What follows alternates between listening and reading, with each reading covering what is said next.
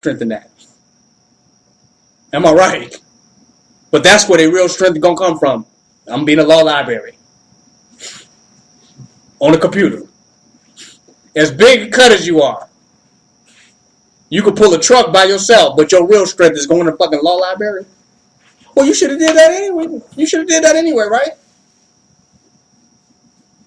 You should have built up the strength there then. You can't tell me you was going to the gym all that time, lifting 5,000 pounds. The heaviest lifter to go in the lawberry like this.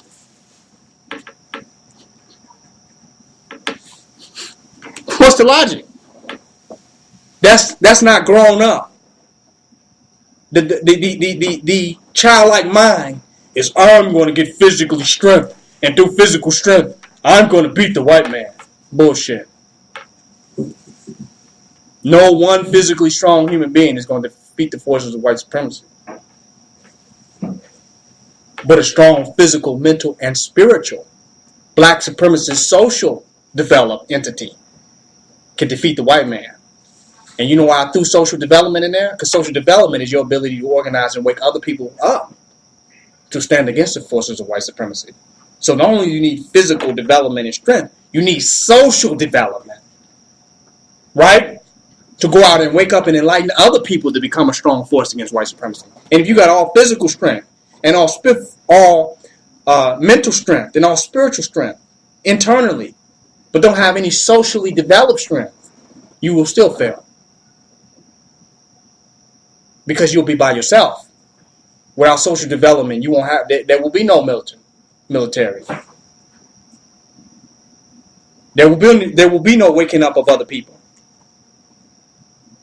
Without the strength of social development. And that comes with all our networking and interfacing with people. We're building up social development skills. Because if we don't have that, how are we going to reach the people? Where are these people going to come from? But all our people are individually deep with no socially developed skills. That's the problem. We have to develop black supremacist social development skills. Got to grow up to realizing that. We can't just be in one area. We gotta have some balance in all areas and build this strength up on a daily basis, gradually. There will be no get quick, go to the gym solution for white supremacy. Do you know what I'm saying? Grow up.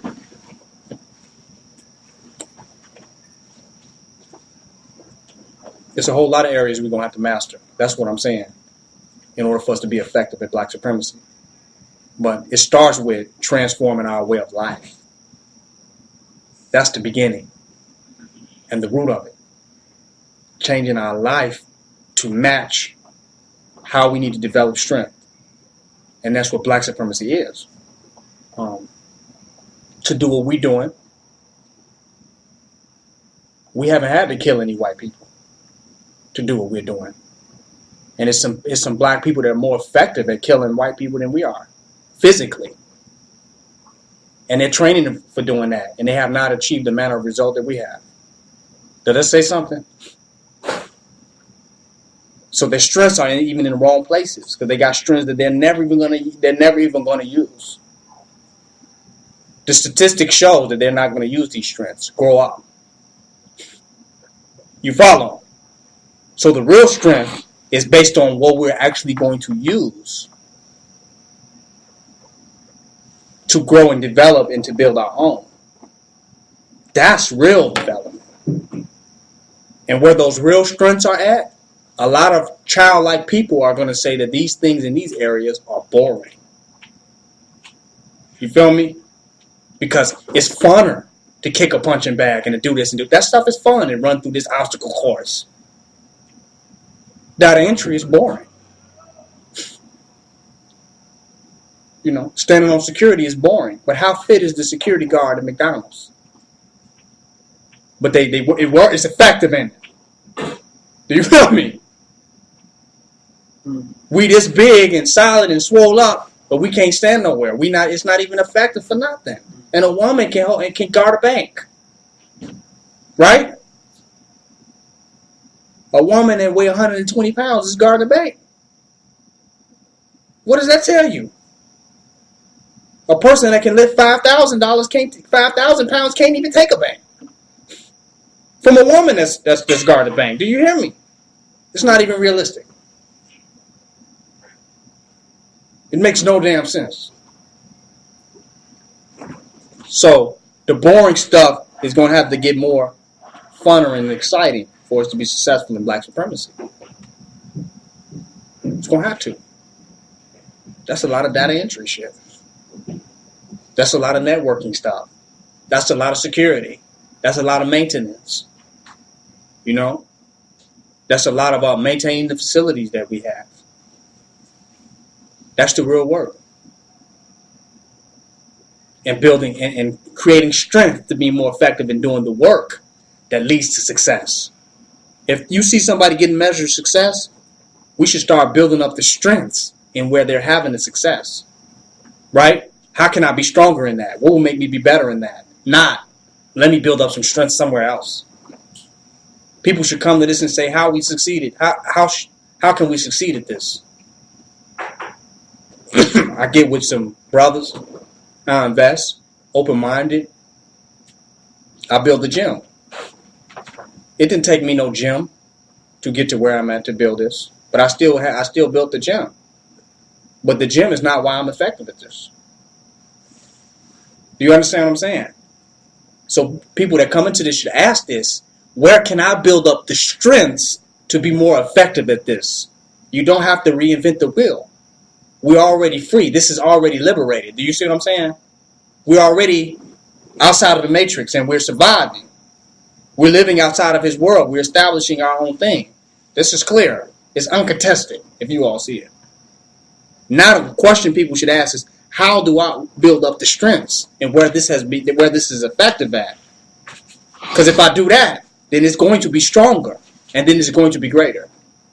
But they say, no, how do I reinvent the wheel? How do I innovate and add something to this that ain't even in this? And they get mad when we say, well, we really don't need that because this had been working successfully without that. And then what we tell them would help us build up the strength in what it is. They say, I don't want to do that. Who wants to do that? Who needs that? How the hell you think we got to you? How the hell you think we're here right now? Do you see what I'm saying? Oh, that ain't important. How is that not important? If this is what has worked, if this is what have got us to where we're at right now. I mean, that's arrogant. That's arrogant. And they say, well, what I'm doing here, I could have did this at home. No, you couldn't have. Because every day I'm learning something new in the way that I'm doing it. By constantly doing the same thing over and over again, the code is being cracked in me even more. So when I come amongst people that are cracking the code, and it's things that I can learn in that network, in that mastermind, that I would have never learned at home by myself. Do you feel me? I'd have never got that information and insight on how to be effective in that. So you came here to get the mastermind and the training to be even more effective at the things that you already thought you were doing. Somebody else have, cracked a little code in that and say, well, look, you can do it that way and get a better result. You wouldn't have got that at home. Then you're working among a synergized people that are all working together to achieve the result. How the hell would you got that at home? That's like, that's like a white man that has a corporation where he sits down at the table and they have a think tank and a mastermind, and the person at the table say, well, I could have did this at home. How the hell could you did that at home? By your goddamn self.